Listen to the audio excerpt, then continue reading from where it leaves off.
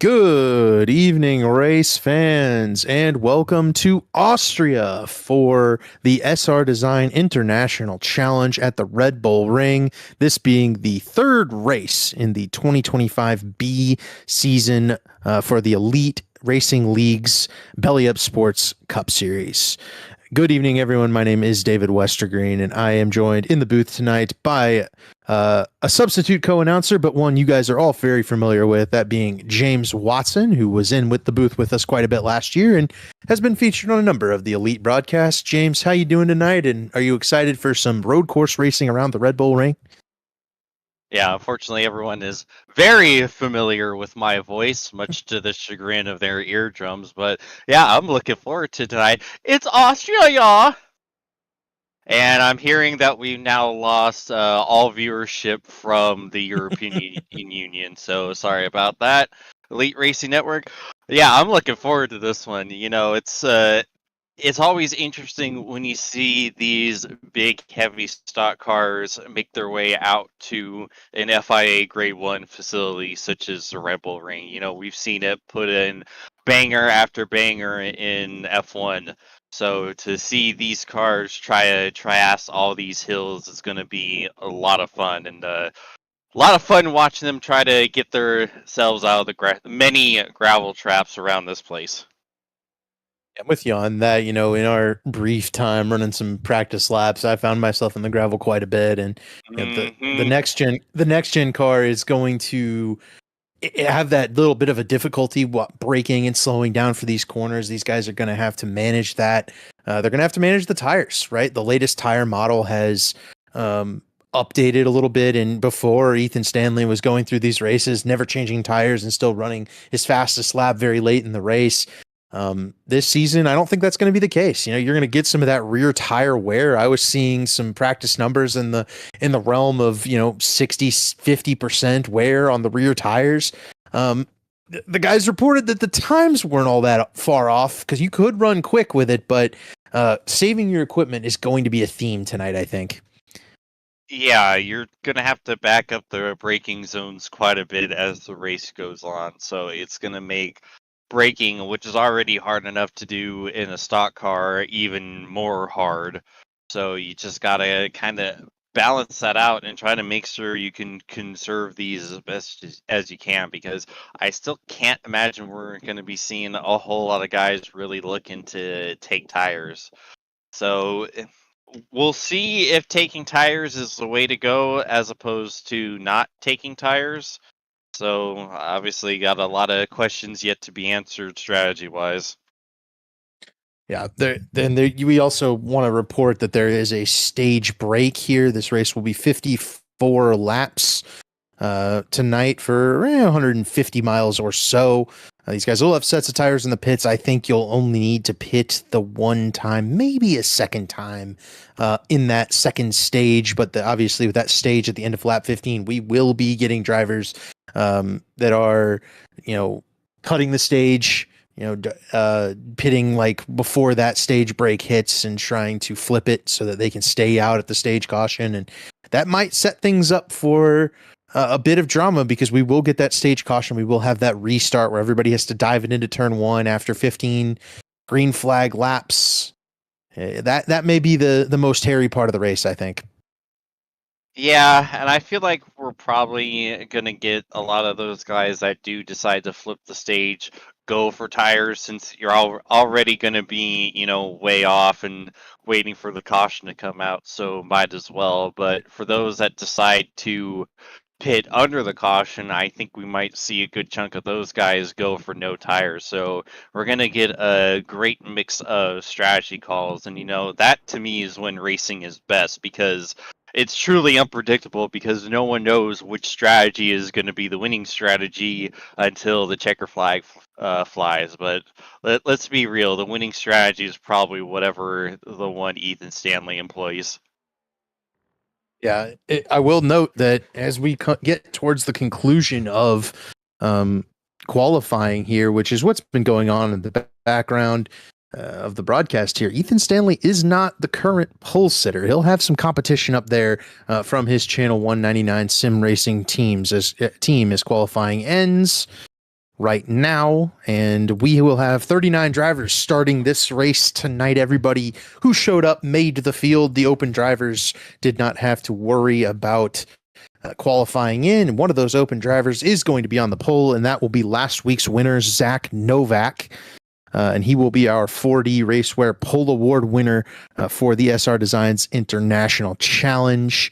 Novak and was among 4 drivers to break that 1 minute 31 second lap time. He'll be flanked by Ethan Stanley and then Blake Reynolds in third, a very similar top group as to how they finished last week. Daniel Gore will qualify 4th there in the South Shore Racing 69. Tyler Fody and Corey Abbott will be in row 3. You'll have David Tucker and Gavin Hibbs in row 4. Ty McIntosh and Ray Bracey in row 5. Justin Wadsworth and Chad Frankenfield going from row 6. And then you have Jonathan Cutlip and Scott Crump on row 7, Thomas Coonan and Ryan Gable on row 8, Justin Vandermarl and Gilberto Javier Gomera on row 9, Paul Mikolajczyk and Leighton Norgard rounding out the top 20, Ryan Schold and Jaden Racimus on row 11, Caleb Pecumer and Jesse Racimus on row 12.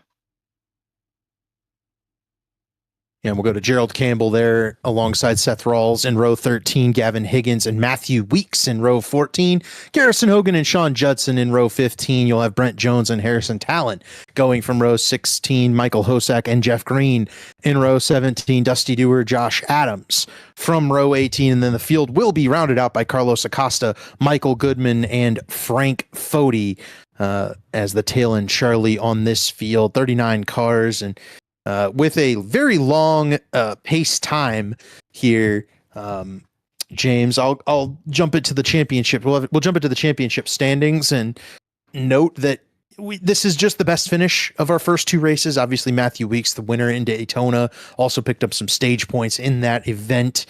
Scott Crump, David Tucker, also good finishers at Daytona.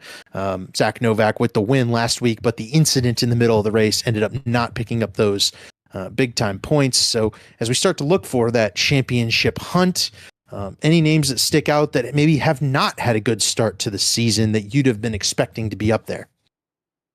Well, first of all, you got to point right down at 17. Jonathan Cutlip, was arguably a back straightaway away from winning the championship last season. So to see him all the way down in 17th, that's shocking. The first 2 races of the season has not gone his way. So he's going to be looking to really try to turn things around and turn his fortune around. But it's going to be a little bit difficult for that starting all the way down in 13th here tonight. Yeah, and especially when you're looking at these championship standings as we roll through the bottom 36. Hey, there I am. But you've got Tate Lytle not present in any of these championship standings. He's just missed a couple of races this season. Obviously, he's on dad duty, and we love Tate, and we're glad that he's got something that's far more important than racing going on. But just not having him here really does shake these standings up in my mind. And then obviously, if you go back to the first page there, you can see just how crazy the team standings at the top are. You've got 3 Channel 199 cars effectively at the top of the standings right now, and 3 of them 1, 2, 3 to start this race. I mean, they have firmly cemented themselves as the team to beat this year. And I think that'll be the storyline throughout this race is, can either of those teammates to Ethan Stanley, being Zach Novak and Blake Reynolds, have a chance at taking it to him tonight? And right now, Ethan Stanley's internet might be taking it to him. He is no longer present on the racetrack here during the pace lap. Wow. That is shocking. That could really make things interesting. We'll see if these guys, if he logs back in or if he's lagged out firmly. It looks like Stanley's gone. Daniel Gore is going to move forward to the outside of the front row alongside Zach Novak. That's going to make things quite interesting. Yeah, he hasn't dropped yet, but he's still dropping quality down to 30. Well, I think we finally found what can beat Ethan Stanley on a road course. His internet. Yep, 6 consecutive road course victories for Ethan Stanley. Lagged out before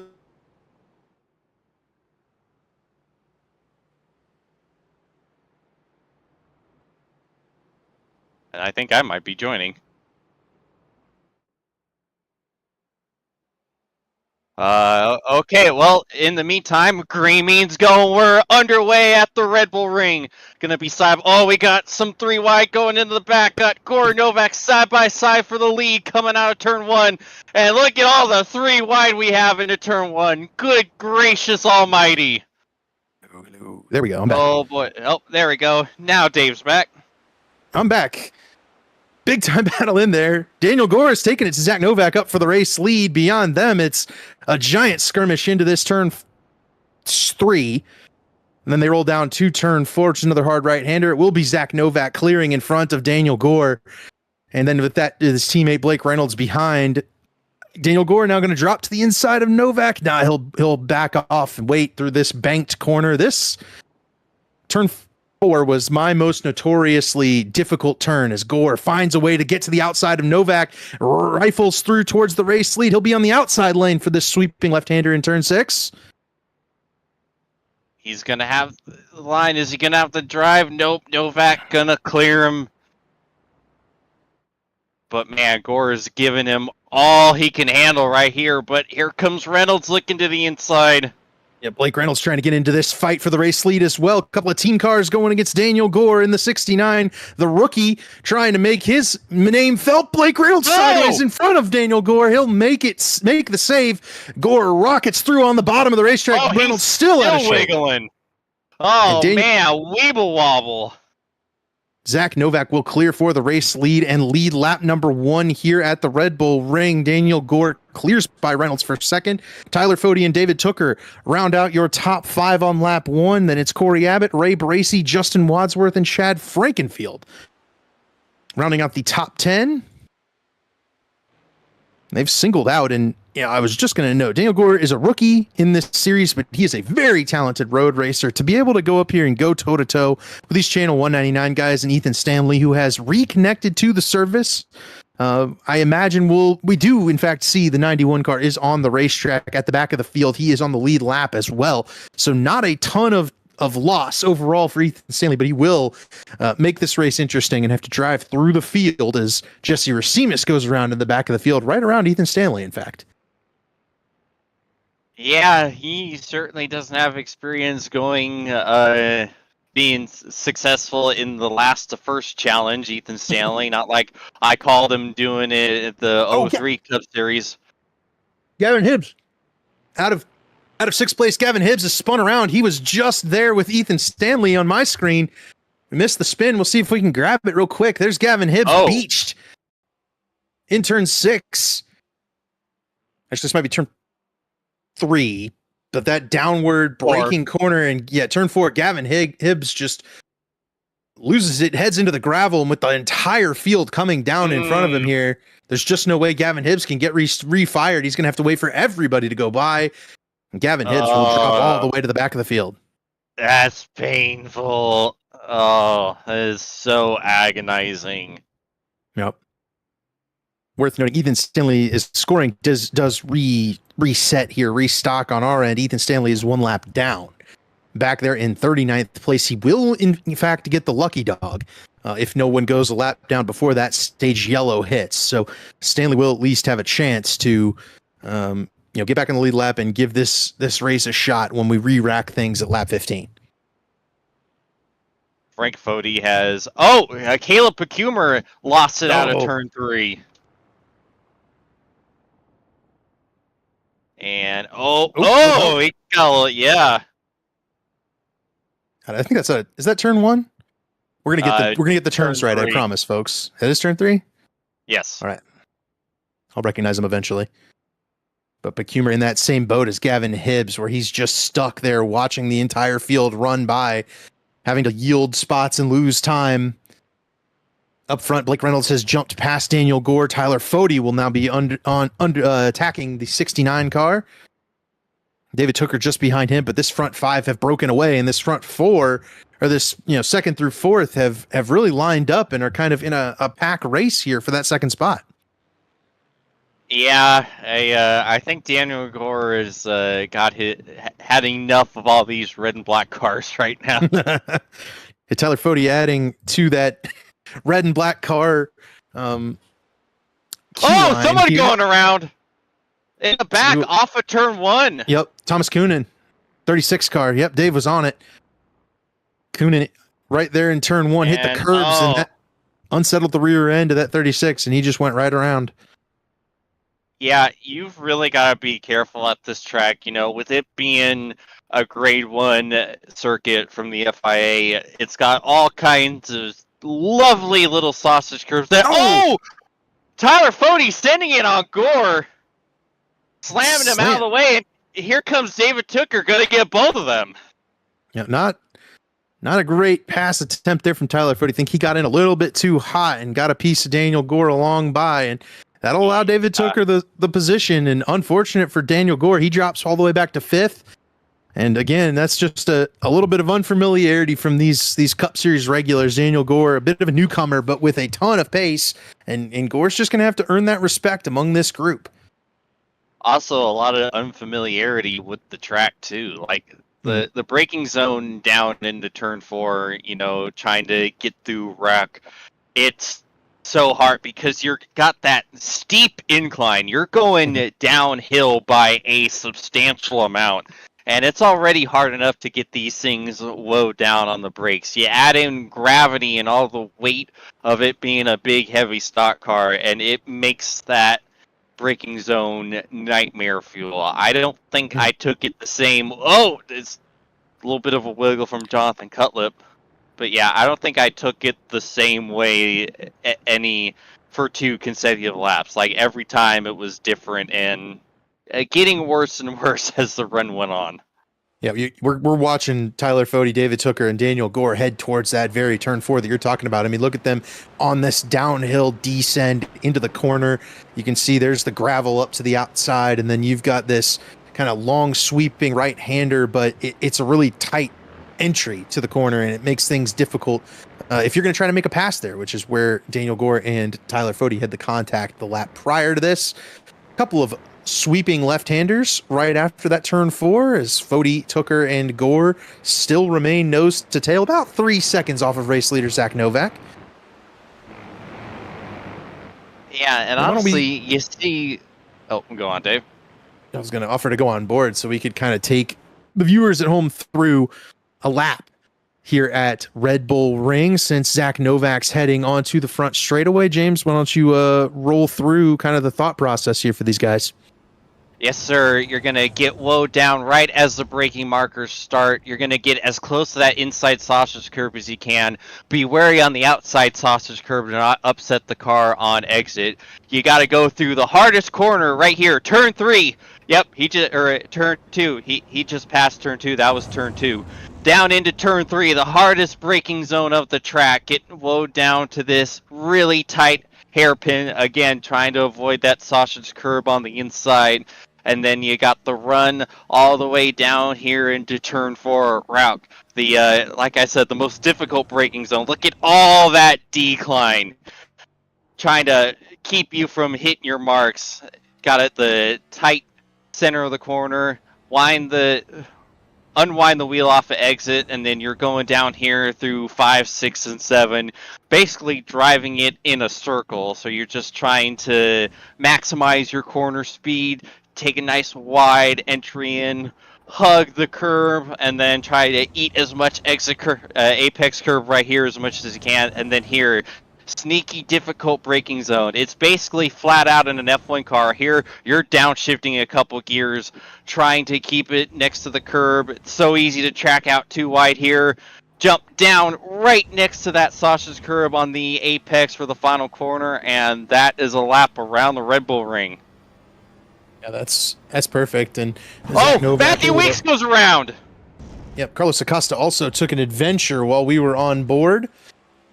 We'll go on board with Carlos first here, and look at that. That's that Yep. That's turn 4, right in the downhill braking zone. Carlos got a little bit hot on the binders, and it ultimately locked him up. Right in front of Jesse Racibas. That could have been bad. Here's the incident for Matthew Weeks. This is an easy thing to do right here. Which turn is that? I believe that's 7. Yeah, Yeah, it just kind of went around on him. Yeah, so when you get into turn 7, if you're in a little bit too hot, I noticed the back of this next gen car steps out really quickly, and Matthew Weeks experienced it right there. Obviously, Weeks one of those guys that he'll proclaim that he's much better oval racer and much more enjoys oval racing more than road course racing. So he won't proclaim to be the road racer, and he just wants a few points to get out of here with a decent finish, and obviously off to a rough start for Matthew Weeks. He's back in 31st after that slide. A battle here between Ray Bracey and Justin Wadsworth for 7th. Chad Frankenfield looking on in that 15 car. Behind them, Seth Rawls around Paul Mikolajczyk, Jonathan Cutlip, Leighton Norgard trying to follow through. Norgard into the gravel. Norgard off. Justin Vandermarl. I do want to shout Vandermarl out while we have him on screen, paying attention to a battle he's in. Won the ARCA Championship last night for that Rev Limit Workshop Tuesday night ARCA series, and Vandermarl with that championship win. He won a couple of races in the series, but with the championship, he'll join Leighton Norgard as the driver that is ineligible to run ARCA races next season. And that's what a way to go out, right? As a champion, and he gets to come up here and fight with the big dogs on Wednesday, running 17th, having a good run, I think, here in the Red Bull Ring.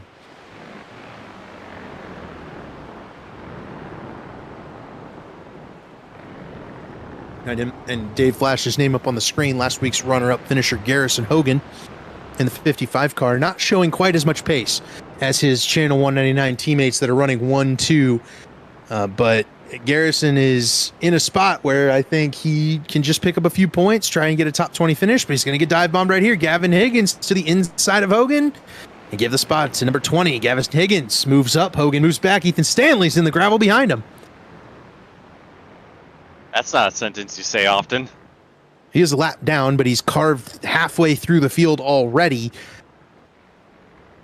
I wonder if you're Ethan Stanley, why not just relax? You don't have to pass all these cars. You can just chill out. There's effectively no gain. You're not going to make up the time. These guys are 30 seconds behind race leader Zach Novak, and Stanley, for as fast as he is not going to make up that ground. He's got to wait to get back on the lead lap here and then potentially get a lucky caution. Stanley might even have to deploy some pit strategy here. He's just using it for practice. When he gets the lucky dog here at the stage break, he's just practicing how he's going to carve through the field. We're on board with the 22 and air for a little bit of a zone. A little bit of a trip to the beach for Josh Adams there. And I'll tell you, Josh Adams, another one of those guys. We talk about it just about every time we come to these road courses. Not a fan. Not a fan of the old right turn. You'll note Johnny Thomas not even attending tonight's race, not on the pylon anywhere. Battle back here between Sean Judson and Gilberto Javier in the 85 car, and give it to Gilberto. Another battle behind them. Thomas Kunin tries to go around his teammate, Michael Hosak, and he'll get that done in the 36 car. Move Kunin up to 28th, move Gilberto up to 26th. Yeah, Kunin on a recovery drive after looping it off turn 1 a couple laps ago. Yeah, just behind, you can see Caleb Pecumer and Gavin Hibbs are a couple more drivers who've spun it out, and just behind them is Matthew Weeks. So you can see how things have kind of shuffled back as the drivers who've encountered trouble have tried to work their way back forward. They've caught some of the slower-paced cars at the back of the field, but there we go. Daytona 500 winner Matthew Weeks traversing this track. Battle for the race lead. Blake Reynolds looking to the inside on Zach Novak here on lap 10. Ultimately decides to tuck in behind.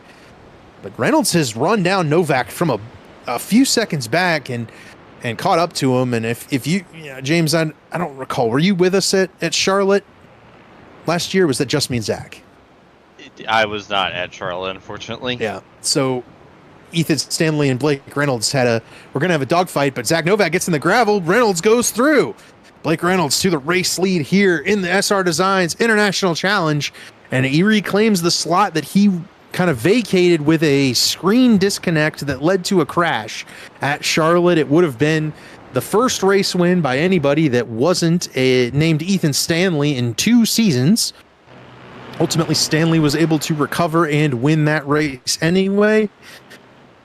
Now they have teamed up. These guys are all on the same team. Ethan Stanley is a lap down due to internet technical difficulties in the pace lap. And he'll be hoping to get that timely stage caution to get back on the lead lap and give him a chance to win this race. But he'll have a whale of a time chasing these 2 guys down. Reynolds and Novak way out in front. You see the gap back to David Tucker. It's almost 4 seconds from Reynolds back to Tucker. Then you've got Tyler Fody and Daniel Gore just behind. James, I think these guys are going to have to start thinking about the stage. Yeah. I was looking at that, Dave, but unless Carlos has another issue similar to the one he had earlier, I don't think they're going to get to him because they still have to catch about another 20 seconds, and that's going to be a little difficult to do in about 5 laps, but it's definitely something to keep an eye on, and that would be a killer for Ethan Stanley if Carlos Acosta is the one taking the lucky dog. But yeah, it depends on, what you really value if you're everyone in the top 10, do you want to forego the stage point and try to put yourself in an opportunity to win the races? Coonan, issues in turn 1 again for Coonan. Coonan's been sitting in just a little too deep. Yeah, and he caught it at first, but the classic next-gen overcorrect. You gotta be so balanced in your inputs when you're trying to save these cars. When I kind of kick out sideways in these cars, I usually don't put a whole lot of opposite lock input. I think at most I'm like maybe returning the wheel to neutral. It's just like the IndyCar. You got to be super finite on your inputs because if you don't, you just overcorrect, and it's so easy to do. We see that all the time. The next gen overcorrect, next gen death wobble. But yeah, I feel like we will probably see a lot of the top 5 here bring it down to try to flip the stage and keep the track position. I'm curious about guys like Corey Abbott and Ray Bracey in 6th and 7th. They both caught some bad luck in the first couple races, so I can easily see them trying to get the stage win, get as many points as they can to get themselves back in the points battle for the playoffs. I think with the emergence of this Channel 199 Team Points, it will be at a premium, and you'll see several drivers make the playoffs without having won a race this season. In fact, I'm assuming there will probably be more drivers in the playoffs without a win than with a win. So points will be pretty important as we go kind of on board with Zach Novak. Approaching lap 13, this would be a pretty ideal spot for the guys behind these 2 to come down pit road. So I'd probably follow David Tucker, Daniel Gore, and them through this lap, see if anybody comes down pit road. Looks like everybody's staying on the track at least for one more lap. I think that'll be this time down Daniel Gore and Tyler Fody, and I think maybe also the race leaders will head down pit road, and that should show us who's going to be prioritizing the stage as there's a battle. But first 7th into turn 1, it's Justin Wadsworth and Ray Bracey going at it. Bracey holds Wadsworth off for now, but now Ty McIntosh jumps in alongside Chad Frankenfield, and now there's 2 battles for within top 10 spots. You've got the South Shore cars up on the outside lane. You've got Wadsworth and Frankenfield on the inside. Scott Crump looking on in the background. Wadsworth clears through on Bracey. Frankenfield sends it to the inside. I don't think he'll have the advantage going up to this left-hand turn ahead, and Ray Bracey will clear ahead of Chad Frankenfield and hold him off for 8th. Yeah, look at this massive humanity. We got another car joining the scene. I think that might be Scott Crump. Yep. Crump is in here. Chad Frankenfield working to the inside on Bracey, working to the outside, trying to find a way around. But Ray Bracey trying to hold Chad off. Chad just runs Ray over. Ray's going to hang on to it. What and he does. By Ray. Excellent save by Ray Bracey, but Chad Frankenfield just ran him right over. The rear tires are not happy on the 7 car. He probably just needs to hit pit road right here.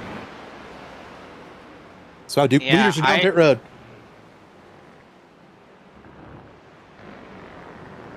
Yeah, I don't understand what Chad was trying to do there. Like, Ray is looking to the inside to maybe try to pass Wadsworth back, and Chad was like, get out of here, and just sent it, even though Ray was already encompassing that particular part of the track.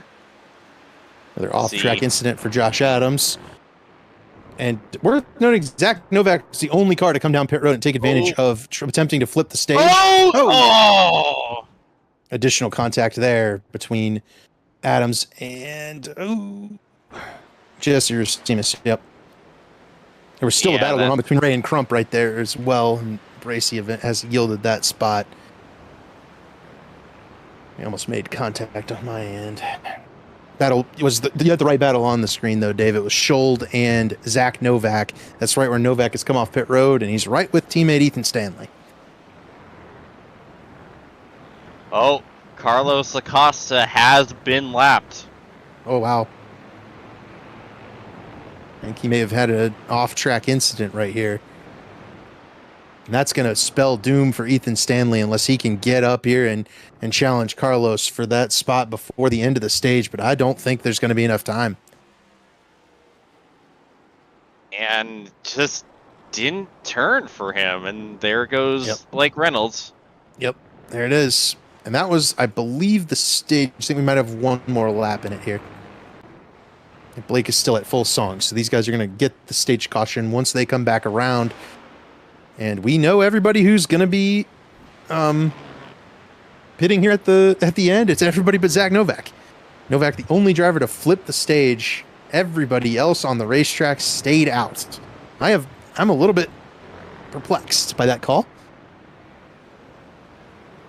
Yeah, but if no one else comes in, then it turns into being the right strategy call, because then you don't have to worry about giving up track position. You only really flip the stage to try to counteract the other guys that are going to do it, but if no one does it, then so now it just suddenly looks like a bad decision for Zach Novak, bringing it down before the end of the stage. And Jesse Racimus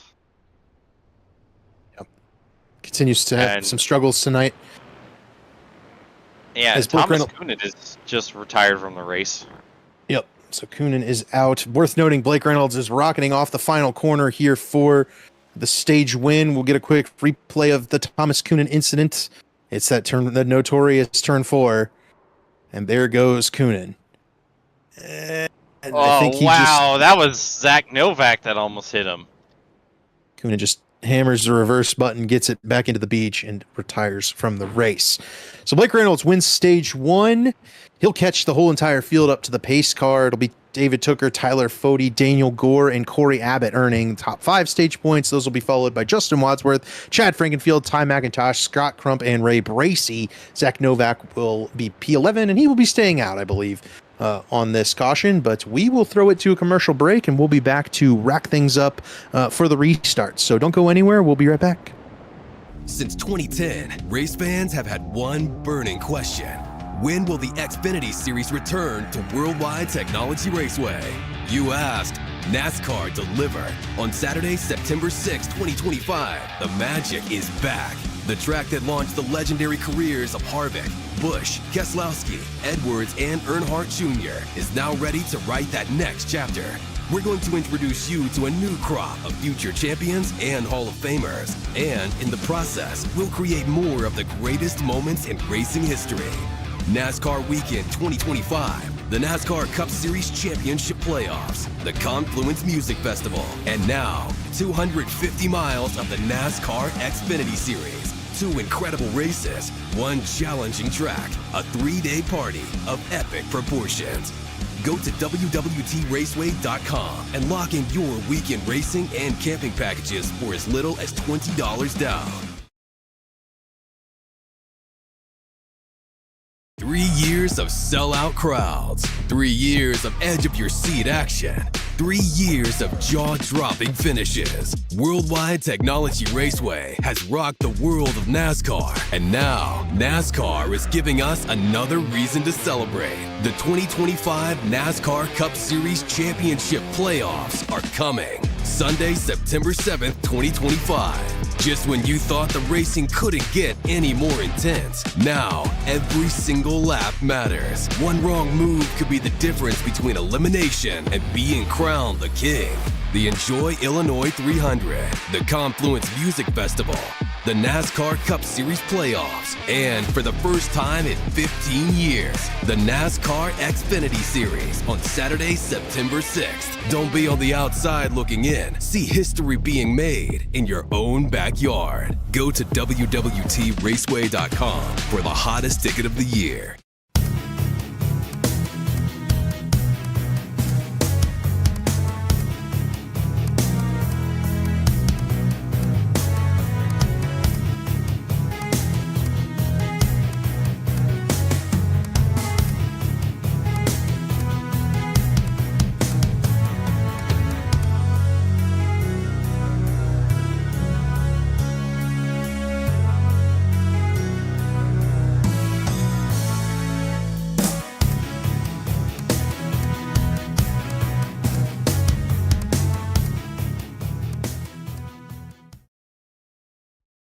Racing isn't easy, but experiencing it is. iRacing puts you in the driver's seat with the industry's leading sim racing game. Drive on laser scan replicas of the greatest racing circuits from around the world. Go head-to-head against other drivers chosen by skill-based matchmaking to ensure competitive racing at every level. Compete across all your favorite series. In officially licensed cars, engineered to deliver the most accurate driving experience possible.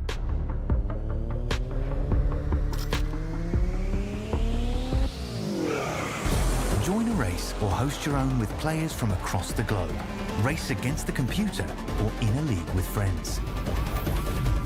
Feel the thrill behind the wheel. Visit iRacing.com.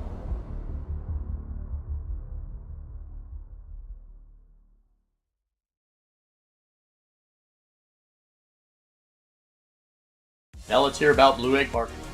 Rev up your business with Blue Egg, your marketing picker. Turbocharge your lead generation with experienced drivers that can navigate the competitive track to connecting with your customers. With Blue Egg, you're always in the pole position, leading your brand toward victory lane. Don't spin your wheels, accelerate success with Blue Egg, fueling small businesses to win big.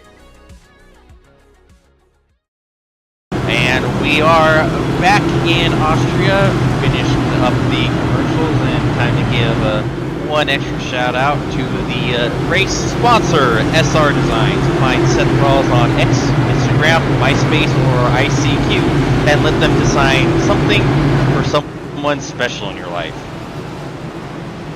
Rawls, driver of the number 25 car as well in this race. I wonder who's in this top 8 space. I don't think he'll be cute after the contact. It's my wager. Field is doubled up. We do have one very lengthy caution lap here around Red Bull Ring, and then we will go green at lap 18, coming to 19. James, do you recall from our practice laps how much fuel these guys have, how many laps they can do? I think they're going to have to put one more time, but I could be wrong. Bold of you to assume I was able to string multiple laps together. Neither did I, so neither of us know the real deal. I'm going to assume that they need to split this second stage to effectively. They will note Zach Novak and Ryan Gable are the front two. They did stay out. They flipped the stage. The two of them did, so Novak and Gable will be starting 1-2 despite getting those stage points. And Ryan Gable's a former winner in this next-gen car. He won at COTA, beat out Ethan Stanley. In fact, that was the last race Ethan Stanley lost. Worth noting that Stanley will not be winning this race. That car has been disconnected from the service once again, and in very disappointing fashion, I think, for any Ethan Stanley fans. It's just not going to go his way I'd have to wave the white flag. I call it over. The winning streak has finally been snapped. I just don't think there's anybody standing to get back in this race. Yeah, there's been many a time where we've said, oh, there's no way that Stanley would be able to come back from this win, only for him to prove us wrong emphatically so. But a lot of craziness is going to have to happen for Ethan Stanley to get his lap back, which isn't impossible, but also isn't likely. So we'll see. Yeah, it's effectively over, and we talk about that because Stanley has won, like we said, 6 consecutive of the Elite Belly Up Sports Cup Series road course races. We also have seen him win 9 total road course races in this series. So it's it's going to be something to have somebody else in victory lane around one of these right turning tracks. Pace car is off. Zach Novak and Ryan Gavel will lead us down to that restart. First time we've seen Ryan Gavel up here near the front of the field. Novak bringing us down slow. Now goes, and green flag is back out. Novak gets away from this big pack. See if anybody makes a bonsai dive move into turn 1.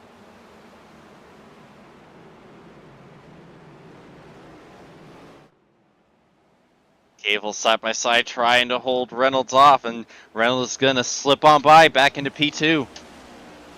Up into second. It'll be Tyler Fode into fourth, looking to get around his teammate as quickly as he can, try to get some distance between himself and David Tucker and Daniel Gore, whom are kind of at the exact same pace as Tyler Fode. Fode inside of Gavel. He'll get that spot. Tucker unable to get around Ryan Gavel. See if Gavel is able to hold off Tucker so his teammate can get a little bit of a gap. Little block as we go to replay. That's still battling for that third spot. Oh, Novak went off the track. Reynolds to the lead. Stanley got a piece of Campbell in the replay, but the lead has changed hands. It's Blake Reynolds up front now. Novak back to third. Tucker now will jump to the inside of Gavel for fourth. Novak will tuck in line in P3. Gavel's off the track and in the gravel. They're 3 wide. 3 wide. Gore threw it in underneath David Tucker, unable to get around him. Gore will try to remain side by side with Tucker. This all is wonderful news for Tyler Fode and Zach Novak. They are cleared away from this group. Gavel has been able to hold them off for fourth for now. And then it's Tucker, Gore, Frankenfield, and McIntosh. As we continue on, very nearly some contact, but everybody keeps it straight and we continue forward. Woo! Here's that replay from Zach Novak going off the track, and it is notorious turn 4 again. Yep. Catch. Just remind you guys, that guy's a pro, and he messed turn 4 up too. This is a tough corner in these next-gen cars to hit. Makes me feel better about myself since I was doing that all the time. Yep. You see him out there, back behind in the one of the many red and black cars. Gavin Hibbs has recovered very nicely from spinning early in the event. He just blew around. I believe that's Gavin Hibbs. He might even be ahead of Gavin Hibbs. Yeah, he went around Ryan Schuld. So Gavin Hibbs is way up the field, up into 11th now after spinning early. Here's a Michael Hosak incident, and it looks a lot like the Thomas Coonan incident from earlier.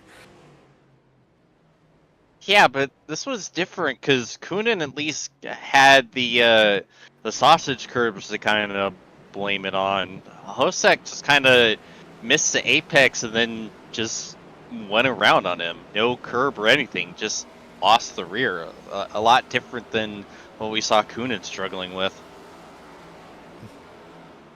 So there's Gavin Hibbs also recovering nicely from the spin. It just goes to show you for Michael Hosak fans that the recovery drive is there. It can happen. Same for Matthew Weeks fans as well. Weeks has recovered somewhat. He's up to 24th. Here's another incident from the rear of the field. It's Jaden Racimus we're on board with, and he gets a little bit squirrely going through turn 7, and he'll have to lock it down, keep from getting into anyone else, and wait for the field to stream by. Such a tough spot to be in if you're Jaden Racimus, and really any of these guys that have been involved in a wreck tonight. You just have to wait for everybody to get by. Everyone's so kind of tight-knit on these restarts. There's no way for you to get back in and rejoin safely without anything. Oh no, Gilberto! Same incident, it looks like to me. Yeah, turn one is strikes again. It has been really tough on these guys, and I think some of that is this next gen, I'll call it imbalance with this car. There's just so little side force. Running those other bigger stock cars, you get a lot of side force when you get down into the corner, especially a slightly banked corner like that. You kind of lean on the right rear, the left rear, whichever tire, you're making that turn on. And with this next gen car, you just can't do that. You almost have to lean on the front tires and get in really deep and then wait for the back end to catch up on it. If that makes sense. I feel like you're a better road racer than me. You might be able to speak to it just a little bit better, but I feel like that's the only way you can kind of make this car turn without getting squirrely. And this thing is also very temperamental and unpredictable. That's the biggest thing I struggle with, is you can never have a good understanding on what the car is going to do at any given second. For as difficult to drive as the other more traditional stock cars are, like the Xfinity car or the truck, they don't like to do road course stuff well, but you can feel the edge better, and you can understand how and when the cars are unhappy. So you'll know kind of immediately, uh-oh, I just screwed up. I have to go to evasive action to kind of, death wobble, 55. Garrison Hogan hard into the front stretch wall. That might be the hardest contact we've seen from anybody on one of these spins.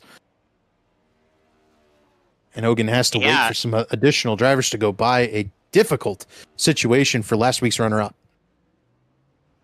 Yeah, and that's another perfect example. It just went around, and that was the first time we ever has seen anyone have that issue at that corner all night long.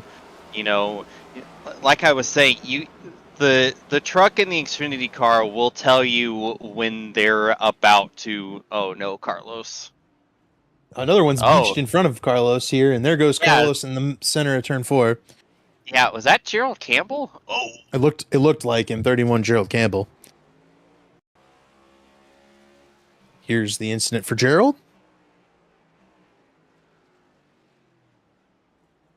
And I feel like a lot of these incidents are very similar, but that seems to be the pattern of this next gen road racing package, right? Even with this tire model update that we saw, so much of the control of this car is about the ability to drive deep into the corner and without overdriving it, finding the line and staying right on it all the time with consistency. Seth Rawls battles with Justin Vandermarl. That is a battle for the 17th position.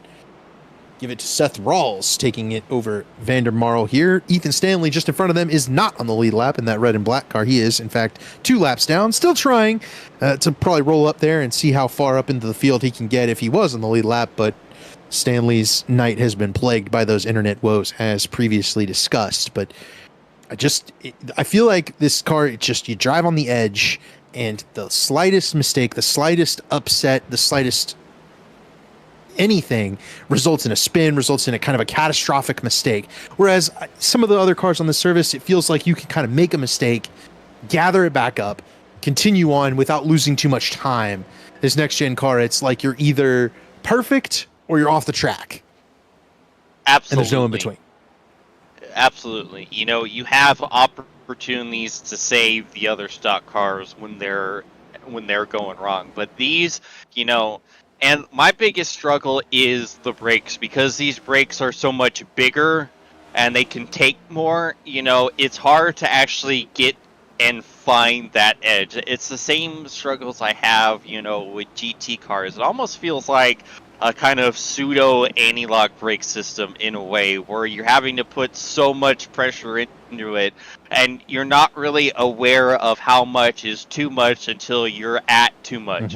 Where you can get to that oh no, we're going into lockup mode on a Xfinity car or a truck a little bit quicker, and because of that you can immediately go, oh okay, I'm at that point, back it down, back it down. But these, you have no Yep, choice can't. but to full send, and oftentimes it's gonna bite you. But you have no choice. You have to drive it this way. Chad almost getting a little bit bodied from, I think, Wadsworth there. That is Ty McIntosh in the 10 car, and it's worth noting that Ty got to his outside the prior corner, and Chad gave him a bump. And when Ty was in the preferred line there, he kind of gave him the shoulder. Said, this is my spot. I drove up to you, past you. I want to go out here and grab Ryan Gable's 6th position if I can. So Ty McIntosh rolling forward in the 10 right now. Chad Frankenfield falling back into the clutches of Justin Wadsworth. Gavin Hibbs is just behind, and Scott Crump rounds out this group in 11th. Ray Bracey just bypassed Ryan Schold, and behind them there is a battle. As we go to the replay, it'll be Michael Goodman going off course. I think this is turn one. Yep. Goody goes around. Battle right now is for the 10th spot. It's between Gavin Hibbs and Scott Crump, and give it to Gavin Hibbs. Again, Crump unable to do anything, just in front of them. Wadsworth and Frankenfield now side by side. Oh, Zach Novak's been off in front of him. He's now side by side with Ryan Gable. Novak was challenging Blake Reynolds for the race lead just a second ago. Now he's back in 6th.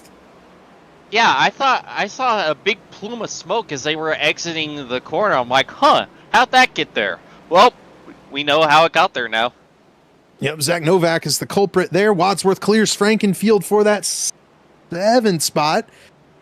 8th spot there for them.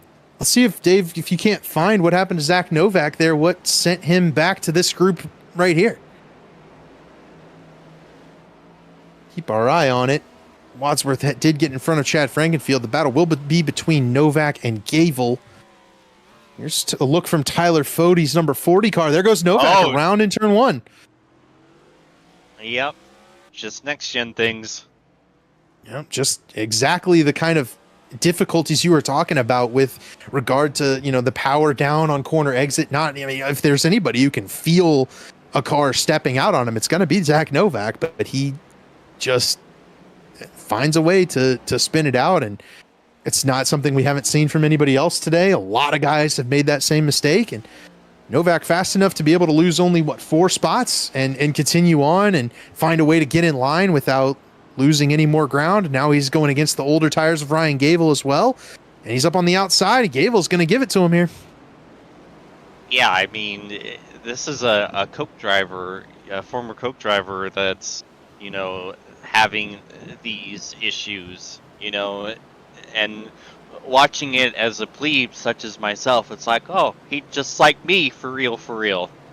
So yeah, it just goes to show you how much of a pain in the behind this car is to drive. It doesn't matter who you are, your resume, how many win stickers you got plastered on the name rail.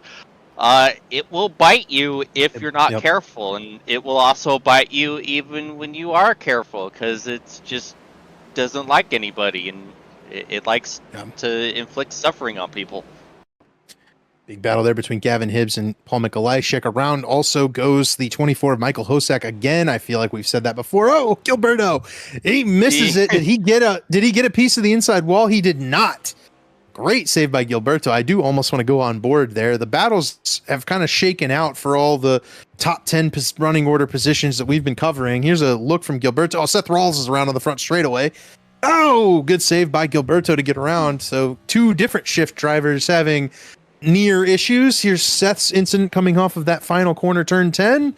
Around he goes. Looks like a Leighton Norgard was heading down pit road right as Seth got spun around on the front straightaway. Yeah, that's an interesting call there. I wonder if the pit window is open. It'd be 27 laps to the end of the race. Blake Reynolds, the race leader. Bodie is currently second, just in front of David Hooker. He's about the only one I've seen pull it down pit road so far. If the window was open, I feel like other guys would have also made the move to head down pit road and try and undercut their competition.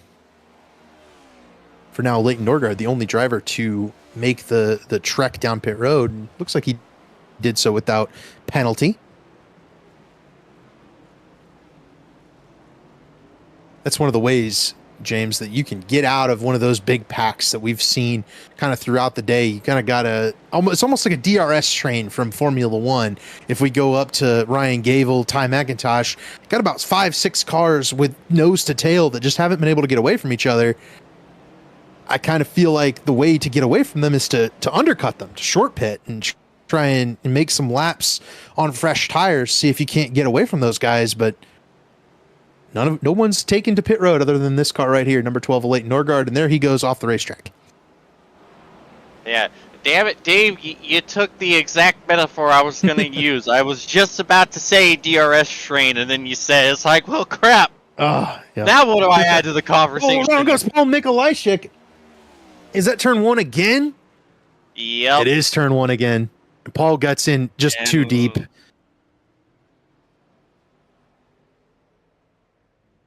And Ethan Stanley has dropped once again. Oh my goodness. That car has just not had a fun time tonight. We'll call it mechanical woes for Ethan Stanley. He's going to break those packets with how often he's dropping them. I'll tell you, the battle we have on screen right now has been ongoing for some time. And David Tooker is rather simply just using the intimidate button on Tyler Fode as much as he can. They are losing time to Blake Reynolds, but a lot of this is Tyler Fode does not want to allow David Tooker to go around. David Tooker isn't really even pressuring Tyler Fode. He's just simply driving in his mirror trying to bother him at this point. Yeah, he's just trying to heat up that rear view camera as much as he can. Try to burn the front of that 19 car onto the screen. Down pit road comes Zach Novak. So Novak, the first of kind of the race lead group to hit pit road. Josh Adams is also on pit road right here. And Novak does get tires. Jesse Racimus has also hit pit road. A couple of those guys have had some major issues today. Mikolajczyk is another one that spent some time spun out. There's Brett Jones, who's had a very quiet race, but we'll often take that.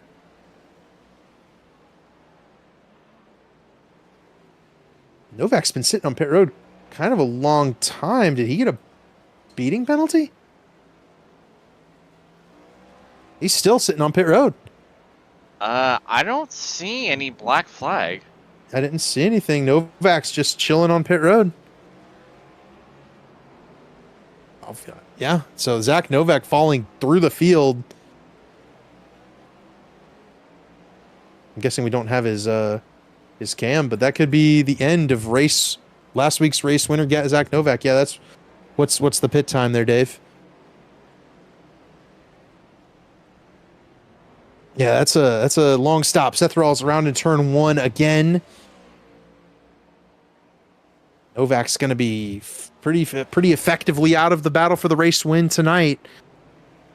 He will not go back to back, and that'll kind of turn things over to Blake Reynolds, who has a 5-second lead on Tyler Fode. David Tooker in third is on Fode's rear bumper, and then Daniel Gore in fourth, who's about 8 seconds off the race lead of Blake Reynolds. Here's the look at what happened to Seth Rawls, his second adventure backwards in a couple of laps. He was able to get going pretty quickly. Around has gone Ryan Schold in turn 1. Michael Goodman on pit road, but here's the incident for Ryan Schold, and I think it's going to be another case of just a little bit too deep entering turn 1, and Schold is able to get going pretty quickly. He only loses a couple of spots here, but it's that turn 1 has been really quite treacherous, almost as treacherous as 4, but I think 4's been just a little bit worse today. Yeah, I don't know. I think we've seen a lot more issues with turn 1 than turn 4. Like I feel like a lot of our replays were right there. I'd say we make a drinking game of take a shot every time someone goes off in turn 1, but I think all three of us would die of alcohol poisoning. Yeah, it's been a rough one. Gavin Hibbs has not had a rough time, though. After going off in turn 4 early in the race, he has rebounded nicely up to P5. Gable back to 6th. McIntosh and Wadsworth still stalking Gable. I think they're being held up just a little bit, but Ryan Gable's just fast enough that they haven't been able to find a way around yet. Gotta, Carlos. Yeah, it's been turn one again. Yeah, that time he ate the sausage curb a lot, and it just bounced around. These cars, man, they're so rigid and inflexible that you hit those sausage curbs and you just start bouncing. Like, you get the porpoising almost that they talk about in F1 a lot. You know, these things just do not like the bumps. So anytime you hit one of those things, it's a death sentence. Very rarely will you clobber one of them and not go around. Back up to P5 goes Ryan Gable. He got back in front of Gavin Hibbs. I think Hibbs made a slight mistake and Gable's around. Gable got into turn 2 a little bit too deep, and that's going to remove Ryan Gable from this fight for 5th place. He's back into the clutches of Ray Bracey now. Hibbs through to 5th, McIntosh to 6th, Wadsworth to 7th, Frankenfield to 8th. You can see just how many cars have been off there. Yeah, that's not helping the grip there in that kind of back-to-back left turns. I think that's 6 and 7. It's already a little bit light on grip through there, and having the litter on the track to add to it is just not helping these guys grip up and drive through there at speed. Yeah, and look at that. It basically kind of perfectly follows the curvature of the racing line. Now racing is kind of added in this modeling of particles and dirt, and I don't know that it perfectly encapsulates it, but it does add some issue to you. Yeah, you know, there's something that I've always wondered since they introduced the gravel. You wonder if they might add a bit too much gravel, because there's been a few times where I've watched someone drive back on track and been like, you know, I don't know if it really be bringing up all that much gravel like that. Blake Reynolds has hit pit road while we were kind of addressing the gravel, and right now Ty McIntosh and Chad Frankenfield are side by side again, and they've made contact already. They're about to roll through this kitty litter spot. This is a duo that have been into one another already in this race. Through the litter they go, and Frankenfield is going to take over the spot around Ty McIntosh.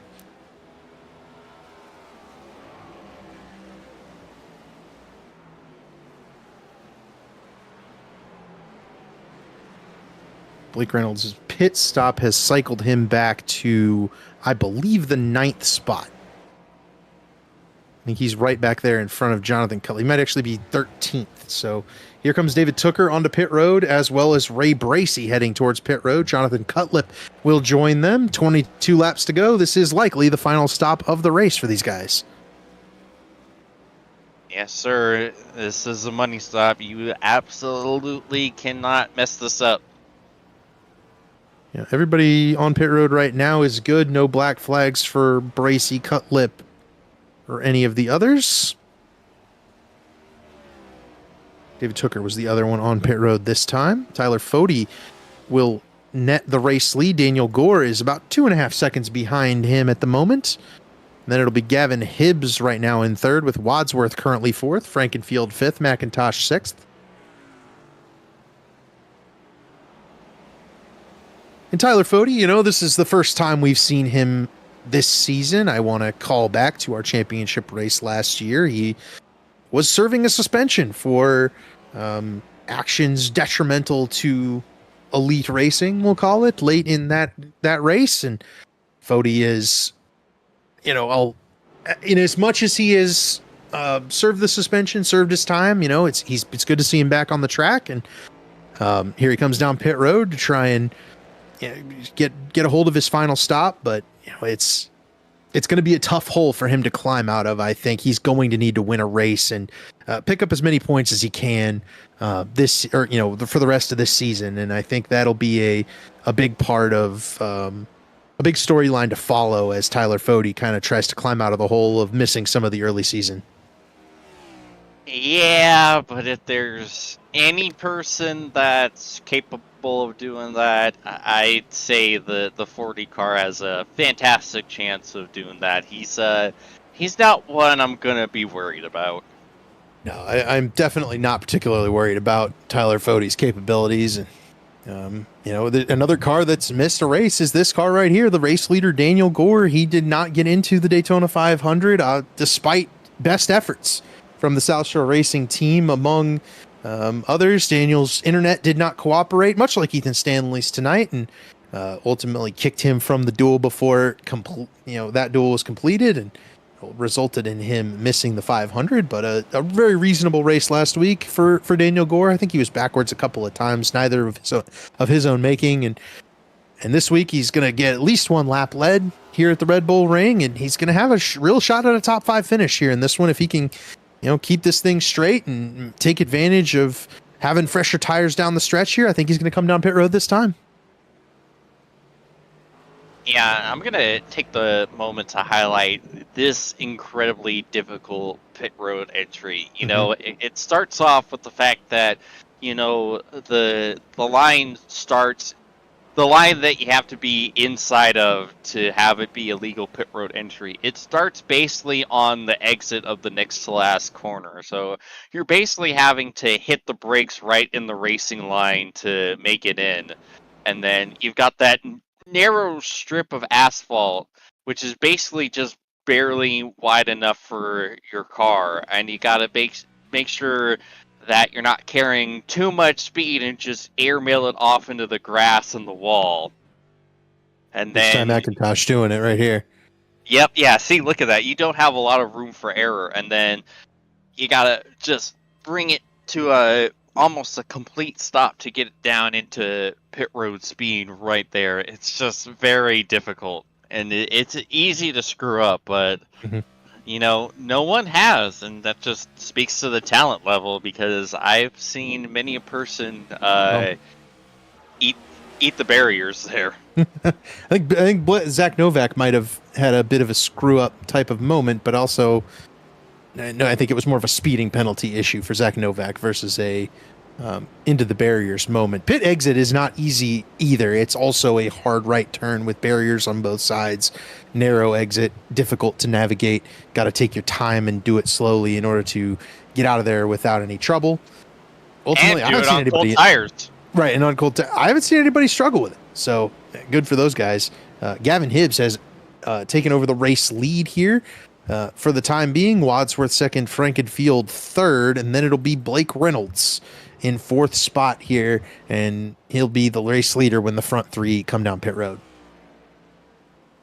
Yeah, it's not easy to mess up pit road exit. It's certainly not something you and I did in practice. Certainly not. Nope, we didn't do it. Nuh-uh. We're professionals. Nope. Yeah, it's not easy, and these guys are making it look pretty easy. Yeah, they had to flex on us. Got a nice battle going on between Jonathan Cutlip, Corey Abbott, Ryan Gavel, and Ray Bracey back here around 13th or so. Gavel took a look underneath Corey Abbott. Corey's going to fire it in there and give Jonathan Cutlip a little bump. And here comes Caleb Becumer. He exits pit road right in the middle of this. Yep. Also, Cutlip's got some significant front end damage. Look at that. That thing is center punched. Yeah, Cutlip's been into someone. We missed that incident for sure. And Gavel's trying to get around Jonathan Cutlip. He's holding this group up just a little bit. Also, I think Becumer has to be on some sort of strategy. I don't know what it is, but he was way behind Bracey and Abbott and these guys, and he came off pit road right in the middle of this battle. So I don't know what the timing on that pit stop was. I'm assuming 2 tires, maybe no tires for Caleb Becumer, in hopes that he can just muscle it around a little bit here for the remaining 18 laps. But I don't believe Caleb Becumer was in this fight before the pit stop, and now he's right here in the midst of these guys who are going to be fighting for a top, right on the border of a top 10. Yeah, his last pit stop was only 5 seconds. Oh, so yeah, I think Becumer took fuel only. I mean, that's a good strategy. I like the strategy call a lot from the Lake Norman stable there. I think it's a very viable maneuver. especially because I think Caleb's going to be right around the same speed as these guys that he's racing with right here. He's going to have a chance to make up a couple of positions on the cars he was otherwise racing around. And I think Chad's going to exit out right in front of this battle. He'll be a little bit up the road, and he's going to be a little bit up the road from this battle. And there it is, side by side between Ryan Gable and Jonathan Cutlip. That fight is now over. Gable is in front of Cutlip. Abbott will now be going after the 5 car. Gavin Higgins going after Ray Bracey in the background. Good move. And Ray looking for the crossover. Crossover for Bracey. He won't get there. He'll have to stay in behind Gavin Higgins.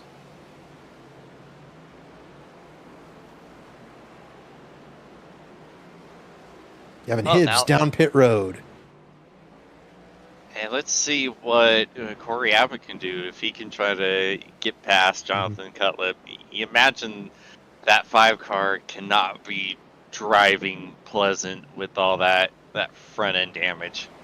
It seems to be working out. Cutlip's got plenty of race pace. I just don't know that him leading the line is particularly helpful right now, given the lengthy straightaways here at the Red Bull Ring. I think some of that draft effect was hurting him. He'll be much better off, I think, once he's able to tuck in behind another car. Matthew Weeks down pit road, giving up a top 10 spot. Gerald Campbell coming down pit road as well from 12th. These 2 guys will end up, I believe, in the 20s when it all is said and done tonight.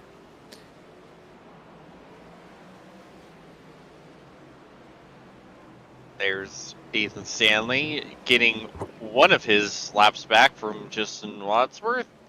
Yeah, I think he's 3 down now. Yeah, he'll be 3 down if he's able to get this one back. And I think he will, but he's going to have to pit before the end of the race. Hoping for a caution at a road course is a difficult ask, as Corey Abbott is now 3 wide with Pecumer and Higgins. That almost resulted in some contact. As it stands, Pecumer around Corey Abbott. It'll be Gavin Higgins going after car 21. No, never mind. Corey Abbott makes the move on Pecumer on the long straightaway. He's going to have the preferred inside line going down into turn 4. Could be some contact. They stay off of one another. Pecumer gets a little piece of the gravel. That'll allow Corey Abbott to rocket through. Just so nervous. Rarely do you see side-by-side in turn 4 work out well. I've seen it end in tears F1 so many times. So good on them for being able to stay side-by-side without any sort of significant contact. They've done a really good job. This actually has been a very, very impressive racing by this group. Gavin Higgins now side-by-side with Pecumer. They will clear that spot out. It will be Gavin Higgins to that spot. Now onto the front straightaway through turn 10. Bracey the next up to try and go after the car on older tires, Caleb Pecumer. Into the battle come Justin Vandermarl and Ryan Schultz. So Brian Gable's been able to get away from this group. So too has Jonathan Cutlip. Corey Abbott is also making his way up the road. Now Bojo underneath Pecumer, unable to make that move stick. And now it's Gavin Higgins going underneath Corey Abbott. I'd stay on Pecumer and Bojo here. This is a hard braking zone and a spot where we've seen guys struggle. It'll be Bracey with that inside run. He's got the spot on Caleb Pecumer, and he'll power it off the corner with the fresher tires.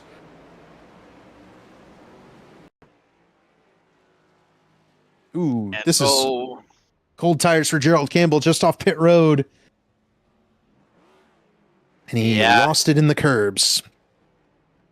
Gerald got the death wobble as Pecumer continues to lose ground. He's now having to hold off Vandermeer and Schultz right behind him. I'll tell you, I think Justin Wadsworth maybe, I'll call it screwing up. I think this is not a particularly good strategy for Justin Wadsworth to take us back up to the lead. He's going to lose quite a bit of time to the guys that I think he's racing with. He's racing with Ty McIntosh and Chad Frankenfield. We'll have to see where he comes out after the pit stop. Maybe it's all right because this next gen car just never falls off, it seems like, but I kind of feel like Wadsworth is going to end up behind Frankenfield and McIntosh because of them being able to run clean laps, and he's been dealing with lap traffic and Ethan Stanley pressuring him. Sean Judson's gonna let these leaders go by. Oh, and I think he almost won a round too. Yeah, I just don't know that this strategy is going to pay off. Who is? Sorry to interrupt you, but I think Corey Abbott might have had an incident. You see him? He did. Yeah, behind Vic Humer and Vandermarl now, and losing another spot to Schultz. What happened to Lightning McQueen? The right front tire is all bent out of shape here. On this Corey Abbott car. I'm not sure what happened. See if we can't go back and get a replay of it. Gavin Higgins and Abbott were making moves. Was it before this? Was it that contact right there? Oh, yeah. Corey trying to send it on Cutlip. Ships it. Oh. I don't know if that's the contact, though, that generated that right front damage. The car looks okay and clean. See. Since that, here's another one of those hard braking turns. Good there. Little wobbly. We're still good. Oh, there's the contact. Where was it? It was Carlos Acosta coming back on the track after pitting. It was contact with Carlos. That's all I know. Yeah, he just radioed saying race control should give him a tally, so it might be little later.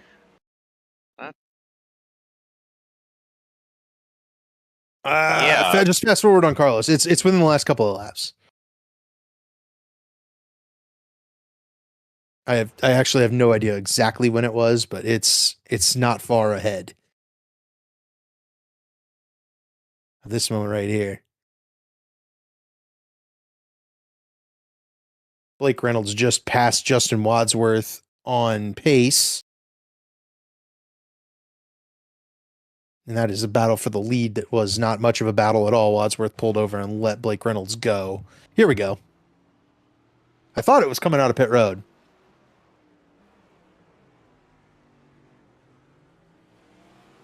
So I think when Carlos gasses it up, he ends up sliding across the track. Maybe it wasn't this.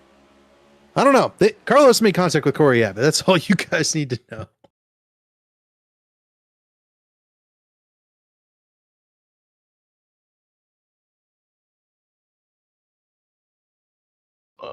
We'll figure it out. I don't think we're exactly missing a whole lot. Looks like Ethan Stanley on the verge of dropping his packets again. Oof. All right, here's Carlos getting back on the track. I saw it, but I didn't see exactly where on the track it was. So we're just kind of out to sea at this point. I think we should probably just come back to live. I'll try to see if I can track it down as we're watching the live feed. Battle right now is between Zach Novak, Ryan Schuld, and Justin Vandermarl. That'll be the best fight on the racetrack. Novak trying to recover from pit road woes, and he's got a bunch of cars in front of him that he could pick up positions on before this race is over. Pace is so valuable at these road courses and in this next-gen car. Even bad mistakes do not seem to impact you unless they are damaging mistakes like to your race car or connection mistakes like Ethan Stanley has continued to run into tonight. Novak sped on pit road, I think, maybe an unsafe pit entry. Either way, that car had to spend 1 minute and 30 seconds on pit lane, and he is back 49 seconds from race leader Blake Reynolds.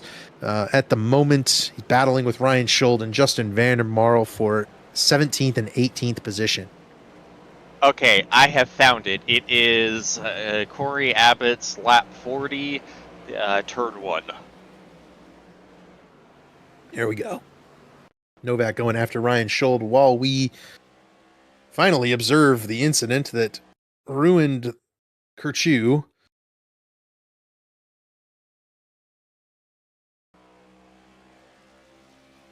It didn't look like anything was Are you coming sure through that's there. lap 40, Dave? Because Maybe 41. yeah,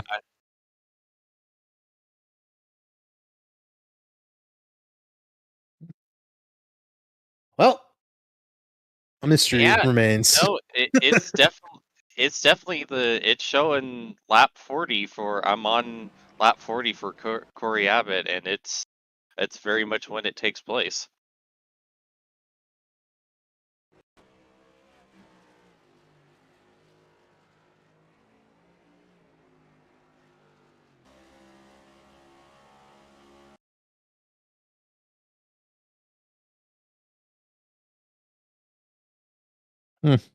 Well, Yeah, I we're mean just gonna have maybe to leave this try. one up.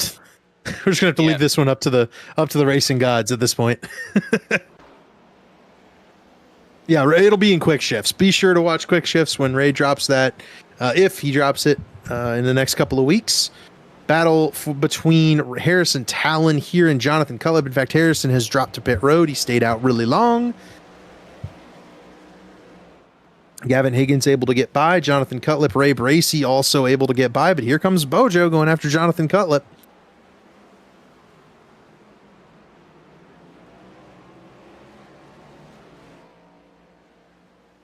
Zach Novak in the background just got around Caleb Becumer.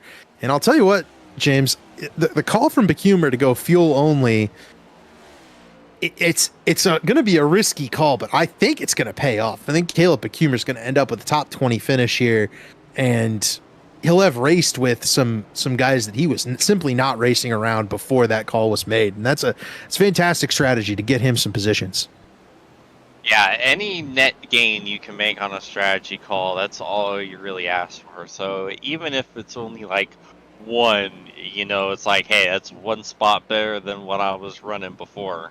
And so far, it seems to be working out well, but, we still have 10 laps to go, which is pretty much an eternity at this place. Yeah. Justin Wadsworth still out there, going to need to come down pit road. The two guys that I thought he was battling with are Ty McIntosh and Chad Frankenfield. They are nose to tail at the moment, and potentially going to enter a battle for the 8th position, which should end up being 7th place once Wadsworth comes down pit road. Up ahead of them is Scott Crump, who's had a very quiet run to 7th place today. Then it's Gavin Hibbs, Daniel Gore, David Tooker, Tyler Fody going to be in behind Blake Reynolds, who has thoroughly dominated this race once his competition both lagged out and had pit road mishaps. Worth noting that Zach Novak got around Ray Bracey. He's going after Jonathan Cutlip right now as well. So between this battle and that battle, there's plenty of action on the track at the moment. The car moving forward is this car right here, car number 42, Zach Novak. He is still one of the fastest race cars on the track. Last lap, 1 minute 32 second lap time. The only other guys in that kind of bracket are Blake Reynolds, Tyler Fody, David Tooker, and Daniel Gore. Yeah, and Gore's still having a good run there, holding on to P5 as you see Novak get by Cutlip, move him up another spot, and yeah, he's not. He's kind of far back from breaking back into the top 10. About 9 seconds back to Gable, so I don't know if he can do it. It's gonna be tough, but that's something to keep our eyes on in the closing laps of this race.